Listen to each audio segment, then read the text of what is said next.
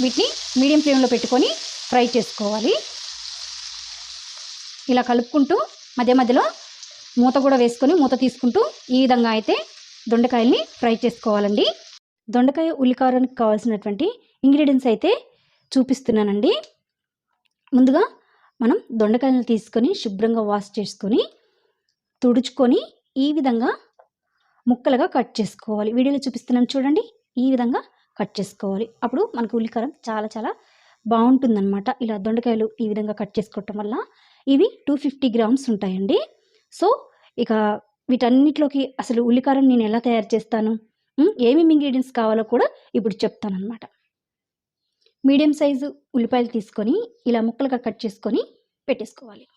అలాగే శనగపప్పు, ధనియాలు, వెల్లుల్లి రెబ్బలు, జీలకర్ర, మెంతులు, కారం, పసుపు, ఉప్పు, కరివేపాకు, కొత్తిమీర కూడా తీసుకోవాలి. ఇంకా ఆయిల్ కూడా దీంట్లోకి మనం యూస్ చేస్తాము. ఇగో కొద్దిగంత చింతపండు కూడా తీసేసుకోవాలండి. ఇది చెప్పటం అయితే నేను మర్చిపోయాను. అయితే ఇప్పుడు ఏ విధంగా వీటిని వండుకోవాలో చూసేద్దాం. ఇప్పుడు స్టవ్ ఆన్ చేసుకొని కళాయి పెట్టేసుకొని ఒక 3-4 స్పూన్లు ఆయిల్ వేసేసుకోవాలి. ఆయిల్ హీట్ అయిన తర్వాత కట్ చేసుకున్న దొండకాయ ముక్కలను వేసేసుకోవాలి.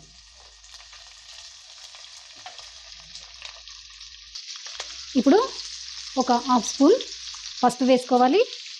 అలాగే 1 స్పూను సాల్ట్ కూడా వేసుకోవాలి. ఇప్పుడు వీటిని మీడియం ఫ్లేమ్లో పెట్టుకొని ఫ్రై చేసుకోవాలి. ఇలా కలుపుకుంటూ మధ్య మధ్యలో మూత కూడా వేసుకొని మూత తీసుకుంటూ ఈ విధంగా అయితే దొండకాయల్ని ఫ్రై చేసుకోవాలండి. దొండకాయలు ఫ్రై అవుతూ ఉంటాయి. ఈ లోపల మనం ఉల్లికారం ప్రిపేర్ చేసుకుందామండి. దానికోసం మళ్ళీ స్టవ్ మీద ఒక ప్యాన్ పెట్టుకొని 1 స్పూను శనగపప్పు వేసుకోవాలి. ఈ విధంగా కలుపుకుంటూ వీటిని దోరగా ఫ్రై చేసుకోవాలి. ఇవి దోరగా వేగిన తర్వాత 1 స్పూన్ ధనియాలు కూడా వేసుకోవాలి. 1/2 స్పూన్ జీలకర్ర కూడా వేసుకోవాలి. 1 టీ స్పూన్ మెంతులు వేసేసుకొని వీటిని కూడా దోరగా ఫ్రై చేసుకోవాలి.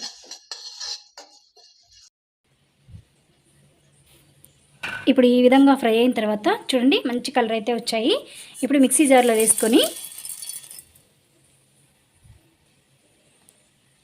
కొద్దిగంత చింతపండు కూడా వేసేసుకొని మెత్తటి పొడిలా గ్రైండ్ చేసుకోవాలి.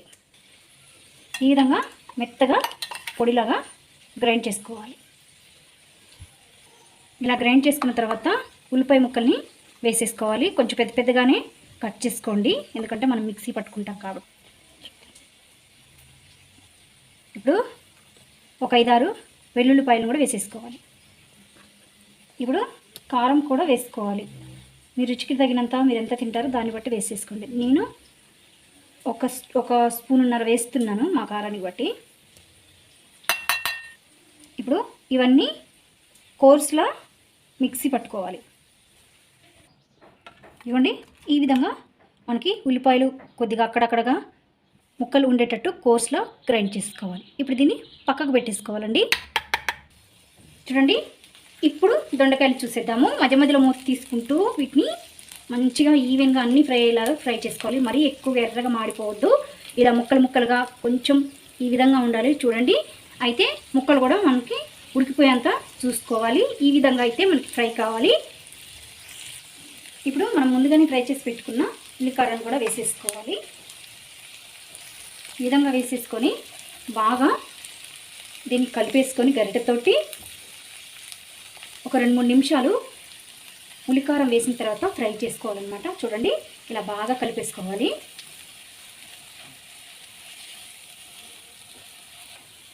ఇప్పుడు ఇలా ఉల్లికారం వేసుకున్న తర్వాత 2 నిమిషాలు అయిన తర్వాత ఇప్పుడు మనం దొండకాయ ఉల్లికారానికి కావాల్సినంత సాల్ట్ అయితే వేసుకోవాలండి.